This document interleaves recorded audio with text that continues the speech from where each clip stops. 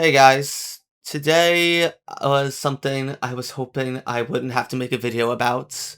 Something I hoped wouldn't have to for quite a few more years to come, actually, in fact. But unfortunately, I have sad news to tell you all. Yesterday, August 2026, our beloved Peter Cullen passed away at the age of 85. Of course, like many in the Transformers fandom, I am absolutely devastated to hear of Peter Cullen's passing. Was inspired a lot by his performance as Optimus, not only in G1, but also, of course, in Prime, the Bayverse movies, RID-15, Rescue Bots, and so on. He was just such an genuine, honest, kind man, and it's really sad that he is no longer with us. Um, I've it's been about 3 hours now since, I believe 3 or 4 hours since his passing was reported online, and it is heartwarming, though, to see that despite how much conflict and maybe disagreements many people have in the fandom with different parts of the Transformers franchise, whether it be which series is the best, certain toys aren't better than other toys, do some games need to be existing or whatever. The universal constant, though, is that everyone in the fandom just absolutely loves Peter Cullen and is fond of his performance as Optimus throughout the years, and also Ironhide in G1. He has done so much for this community. I know several personal friends of mine, including myself, of course, who have been touched by his work as Optimus and other roles throughout the past 40 years. And I think it's just it's incredible to see how much reach and influence this one man has had throughout all these years. If there is one good thing to take away from all this, it's that, from what we've heard, he passed peacefully. He lived a very long, fulfilled life, 85 years. That's nothing to sneeze at. He passed surrounded by his family, and I'm sure knew that how much he was loved, both by his friends and family and the larger fandoms, not only Transformers, but other shows, and content he's been a part of. Me personally, I loved Peter Cullen's performance as Optimus. He has always been my favorite role as my favorite Optimus voice across the entire everyone. Gary Chalk, David Kay, Alan Tudyk. But I don't want to make this just about his role as Optimus and all that, because Peter Cullen was so much more than just Optimus Prime. He was so much to so many people. Eeyore in Winnie the Pooh, the Predator voices throughout the entire Predator franchise, and most recently one I was really rather fond of as Thetis in the Invincible cartoon adaptation.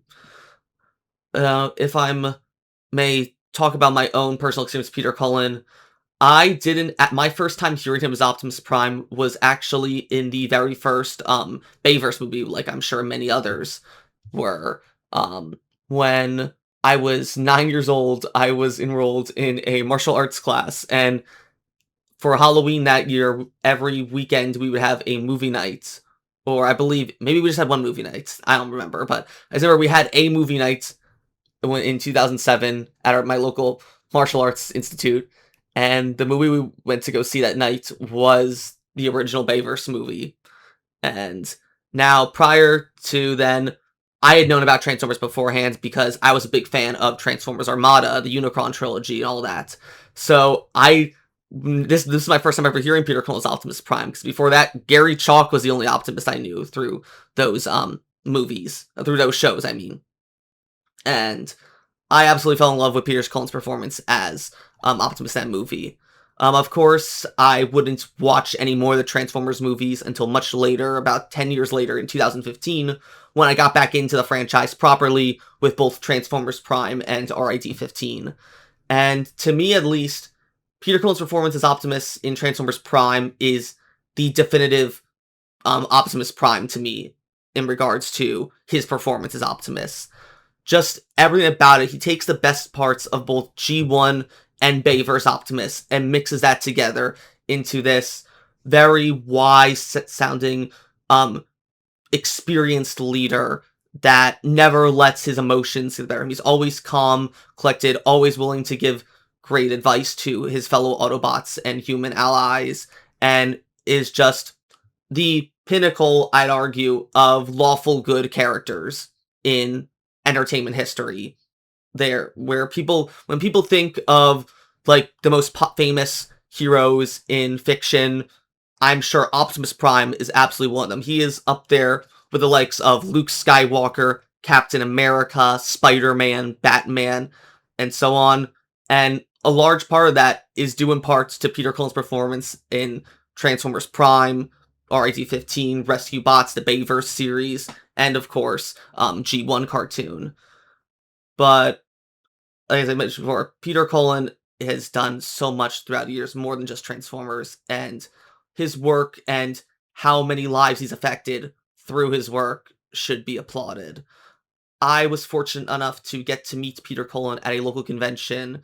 It was in early 2024, just about a week after my 26th birthday, actually, where I've heard like literally the day before that, oh, Peter Cullen was going to be at this local convention about an hour away from me. So without even hesitating, I got in my car, drove an hour down to the Collecticon that he was at, stood online for about 3 hours waiting to get an autograph and speak to him. And in the end, though, it was absolutely worth it. I had a few years earlier, I had gotten a really epic print of all of the Transformers Prime Autobots all posing together in like an epic actions pose, and that was at a New York Comic Con, I believe 2018, 2019. And I always wanted to get every single member of the Transformers Prime Autobot cast to sign that print.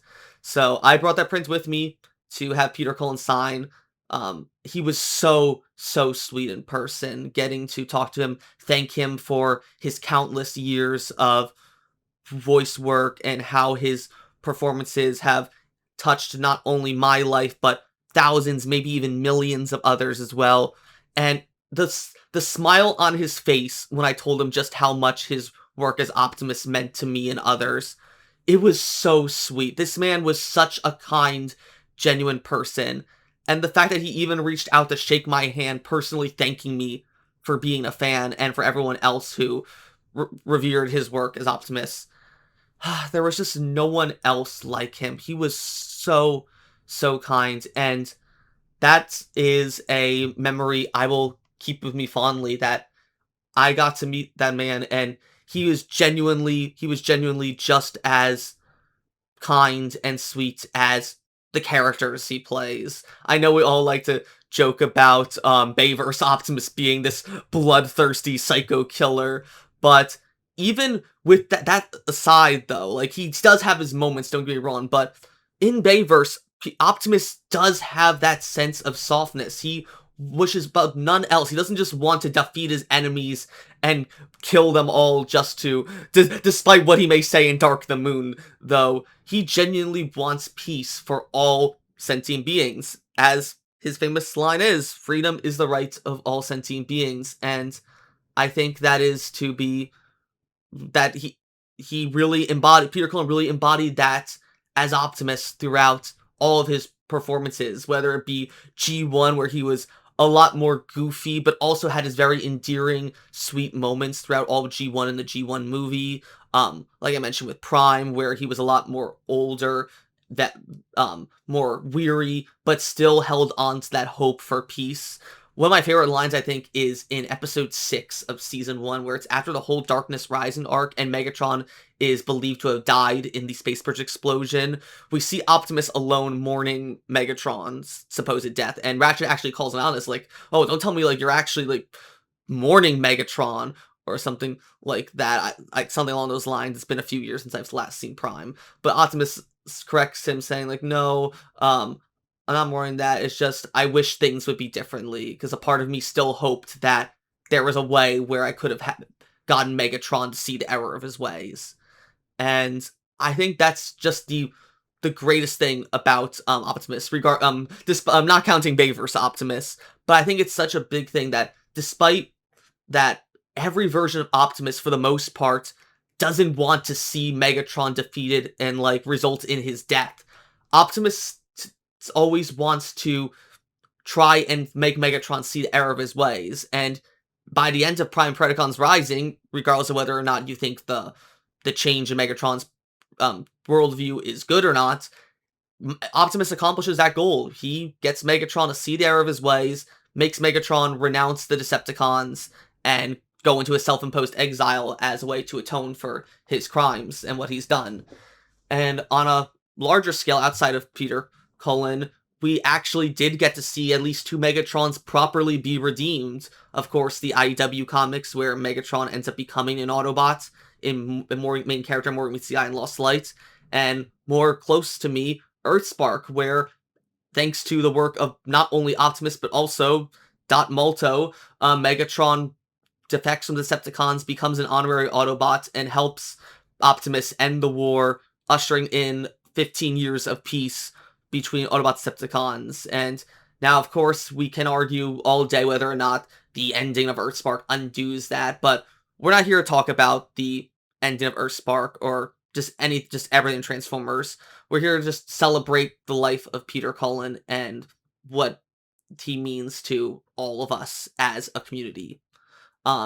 If I may draw to another role of his that I am personally rather fond of course, his role as Optimus will always be probably his most iconic role, but I think a role that I think is very fitting and just shows, again, just how much of a reach Peter Cullen's work has had on the fandom is his role as Thetis in the Invincible cartoon adaptation. In case you guys don't know, I am a huge fan of Invincible, and to a larger extent, all of Robert Kirkman's work, the creator of Invincible. He has made some of my favorite series, such as The Walking Dead, Skinbreaker, Void Rivals, and is currently, for those of you who may not know, is the current writer of the Skybound Transformers comics. I bring this up because when I first read the Invincible comics back in 2021, shortly after Season 1 wrapped up, I was just running through all the comics, just falling in love with different characters and all that, and when Thetis was introduced as the leader of the Coalition of Planets, and he was like Alan's mentor, so to speak, I didn't really think of Thetis as such a memorable character. I just saw him as, oh, he's the token sage, wise leader character that is here to teach Alan. I'm sure he's going to have some sad death later on that will impact Alan tremendously, and of course that does happen. So, and I didn't really think much of Thetis in the comics. However, 2 years later in 2023, when the first trailer for Invincible Season 2 came out, and they're showing off all the actors they've got to voice other characters, and they were doing stuff like, oh, Ben Schwartz is gonna play Shapes and all that. The last name that they show, when Peter Cullen's name popped up amongst all the other names in the middle of that trailer shot, and then it cuts to a scene of him voicing Thetis, my jaw dropped, and I thought, oh my god, Peter Cullen would be perfect for Thetis. Of course he would be great for him, and I couldn't be more correct, because throughout both seasons 2 and 4 of Invincible, Peter Cullen gave a generational performance as Thetis, and I think it's so fitting for him to be voicing a character in Invincible, because Robert Kirkman, the creator of Invincible, we pretty much owe Peter Cullen to the creation of Invincible. For those who don't know, Robert Kirkman has expressed this several times, especially in the past year or so when writing the Skybound Transformers comics, that the reason why Robert Kirkman became a big writer and established his philosophy of making like such unpredictable stories where anyone can die at any moment and having just such impactful deaths, that was all inspired by the original G1 Transformers movie.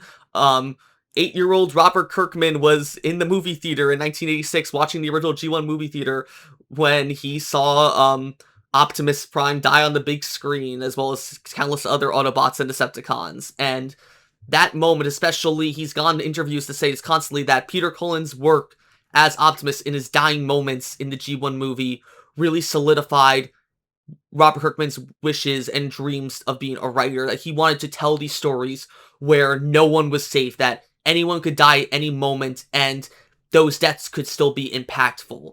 So it's because of Peter Cullen, in a roundabout way, that we have The Walking Dead and Invincible.